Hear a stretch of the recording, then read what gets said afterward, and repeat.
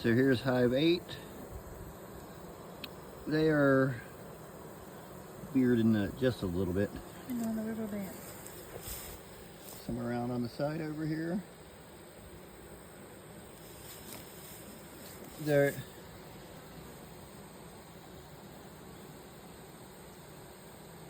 They're just chilling out because it's hot out today. Gathering outside so it ain't as crowded on the inside of the hive.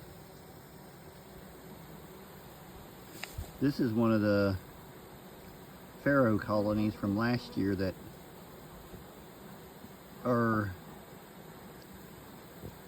it was a split off the pharaoh colony, so they're only half pharaoh or whatever they was before they went pharaoh. They, I believe, bred with our Italian bees. They're not a bad bee. They're a good production bee.